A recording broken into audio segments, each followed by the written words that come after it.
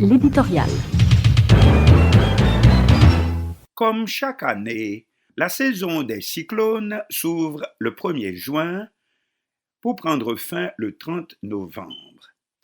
Cependant, les experts prévoient cette année une saison plus active que d'habitude, comme nous avertit déjà dans sa chronique notre météorologiste local, l'agronome Thalo Bertrand. Oui, les prévisionnistes prévoient cette année entre 18 et 22 tempêtes tropicales sur l'océan Atlantique, d'où elles nous viennent avant de débouler dans la mer des Caraïbes et le golfe du Mexique. De 18 à 22 tempêtes tropicales, un chiffre tout à fait supérieur, dit-on, à la moyenne. Jusqu'à 2019, on avait comptabilisé 14 tempêtes tropicales par an.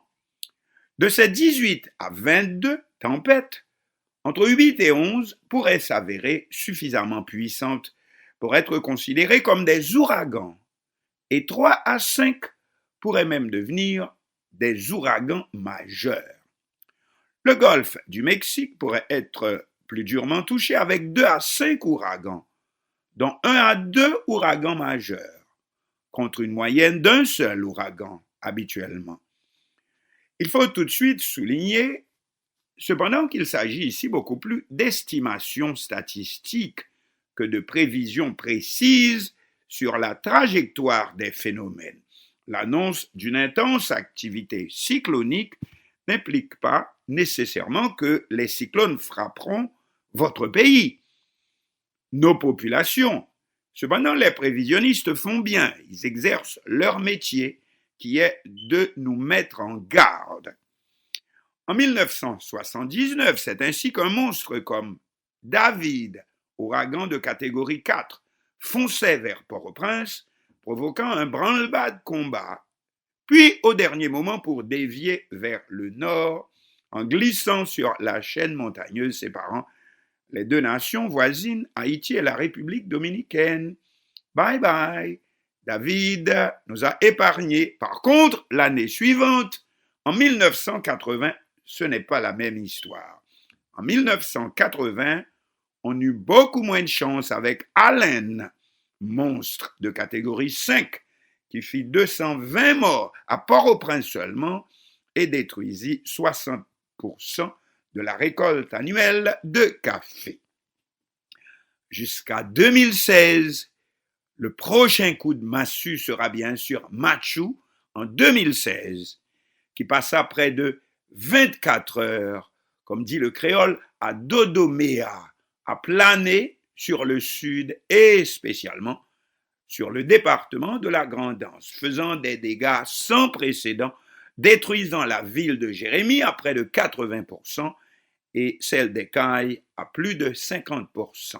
Bilan humain de Machu, pas moins de 1000 morts et plus de 100 000 sans-abri. Machu a été le cyclone le plus intense jamais observé en Haïti et le plus dévastateur depuis Flora en 1963. Le coût des pertes après le passage de Machu avait été estimé à $1 milliard.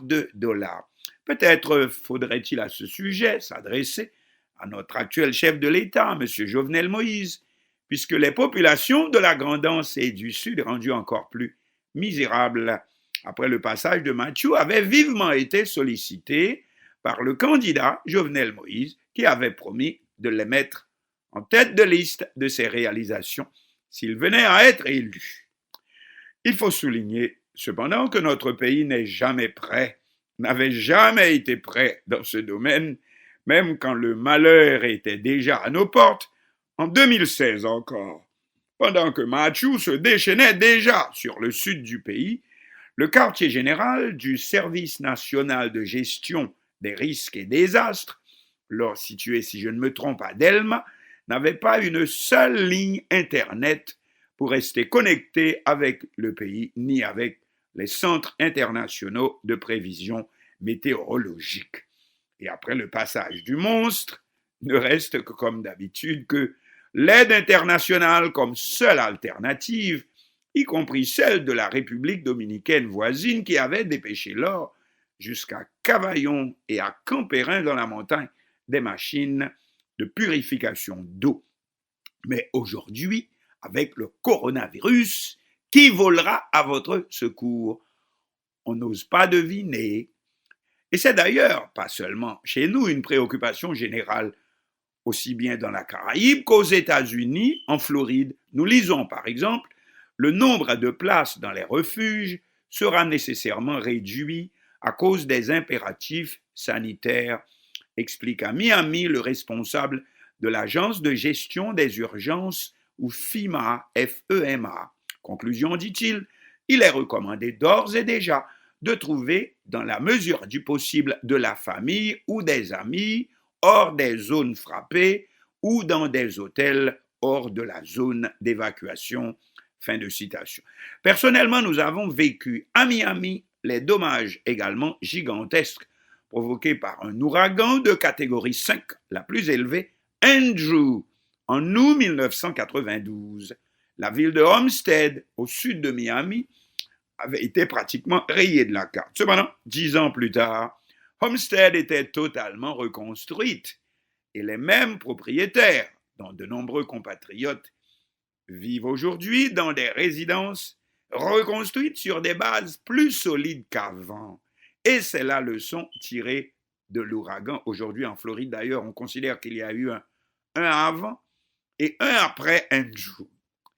L'année 2019 a été dure surtout, on s'en souvient, pour les Bahamas, frappées l'année dernière par Dorian, bilan 50 morts et de nombreux disparus, dont probablement des compatriotes, puisque les Bahamas, c'est une adresse quasi inévitable pour les sans-papiers haïtiens, partis en mer, comme dit le poème, pour des cieux, donc pas toujours plus cléments. Arthur, qui s'est manifesté avant date, Bertha, Cristobal, Dolly, Édouard, eh bien c'est ainsi que se nomment les premières tempête tropicale de l'année cyclonique 2020 qui commence donc le lundi 1er juin prochain pour finir du moins officiellement le 30 novembre, car il y a de plus en plus aussi ce qu'on appelle des ouragans post-season, c'est-à-dire survenant après le mois de novembre. Les chercheurs rapportent aussi une augmentation jusqu'à 60% depuis l'année 1995 du nombre d'ouragans, y compris les ouragans majeurs. Et pour cela, les explications scientifiques nous réfèrent à un terme que vous avez probablement déjà entendu, sans tout à fait bien comprendre, le phénomène El Niño. Qu'est-ce qu'on nous dit? Eh bien, les ouragans se forment dans l'océan Atlantique, et l'océan Atlantique qui a connu une augmentation de température, une température supérieure à la normale ces 18 dernières années. Cela d'un côté. Et puis de l'autre côté, vous savez qu'il y a l'océan Atlantique, il y a l'océan Pacifique. Eh bien, quand l'océan Atlantique s'échauffe, l'océan Pacifique, quant à lui, est bientôt à se refroidir, empêchant le développement justement de ce fameux phénomène El Niño.